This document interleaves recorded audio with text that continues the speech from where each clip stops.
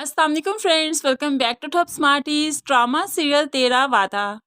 सारा की जो जॉब चली गई तो वो बहुत परेशान है, जिस पर अली उसे तसल्ली देता है, सारा अब तुम पर इतनी जिम्मेदारियां नहीं होनी चाहिए। शायान को ये जिम्मेदारियां संभालनी चाहिए। अब रिलैक्स रहना चाहिए क्योंकि मैंने तुम पर कोई जिम्मेदारी नहीं छोड़ी।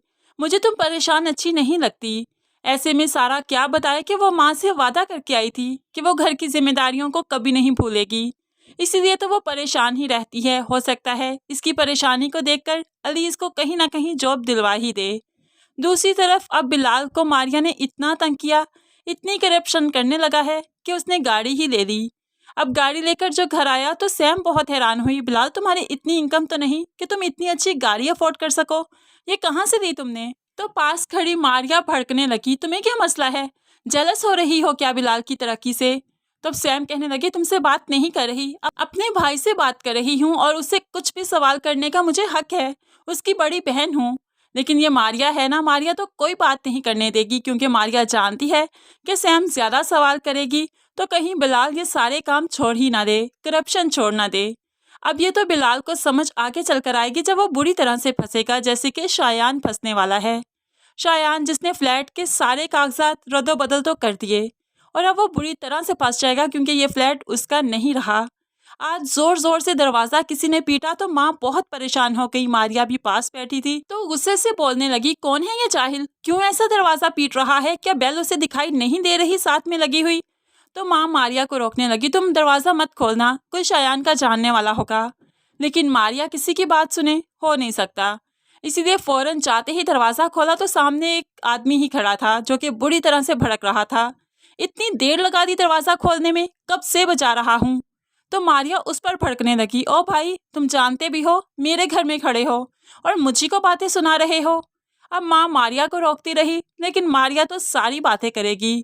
ऐसे में वो आदमी कहने लगा, तुम्हारा घर ये अब तुम्हारा नहीं रहा बीबी, ये घर मेरा है और जल्द से जल्द इस घर को फारिग कर दो या तो फिर मेरे पैसे मुझे लौटा दो। अब मारिया तो यहाँ पर परेशान हो ही जाएगी क्योंकि वो तो जानती थी कि ये घर किराए का है और इसीलिए बदतमीजी कर रही थी कि वो जानती थी ये मालिक मकान नहीं है। लेकिन अब जो हकीकत पता चली उससे तो वो परेशान ही होगी कि माँ और शायान ने इतना बड़ा सच छुपाया। अब तो माँ बता ही देगी कि अली ने ये फ्लैट उनके नाम लगवाया था और शायान ने इसकी फाइल किसी और को देकर पैसे लिए हैं।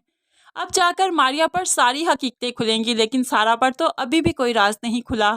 वो तो बस कुर्बानियां दिए जा रही है तो दिए जा रही है। शायान आयजा का पीछा तो कभी नहीं छोड़ेगा क्योंकि आयजा काफ़ी अमीर है। ऐसे में ऑफिस के औकात तो ख़त्म हो गए, लेकिन वो आयजा का पीछा करते हुए कहने लगा, आपसे कोई बात करनी है। तभी आयजा अपनी घड़ी की तरफ देखती है और कहने लगी, ऑफिस के औकात ख़त्म हो चुके हैं, कल बात करेंगे। लेकिन अब वो कहने लगा, पर्सनल बात है, आपसे शादी करना चाहता हूँ। आयजा तो बस हैरान ही रह गई कि रोड पर खड़े होकर कैसी बातें कर रहा है। लेकिन अब ये आयजा शायान के जंगल में तो फंस ही जाएगी क्योंकि शायान जो चाहता है कर दिखाता है। लेकिन शायान पर तो मुश्किलें अब आने ही वाली हैं जब वो इस घर से निकाला जाएगा। तब जाकर सारा को भी मालूम पड़ ही जाएगा कि अली ने ये घर इन्हें खरीद कर दिया था।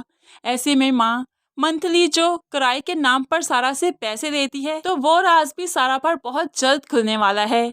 तो ऐसे में वो अली से भी ज़रूर नाराज़ होगी कि उसने भी नहीं बताया कि ये फ्लैट उसने उनके नाम लगवा दिया।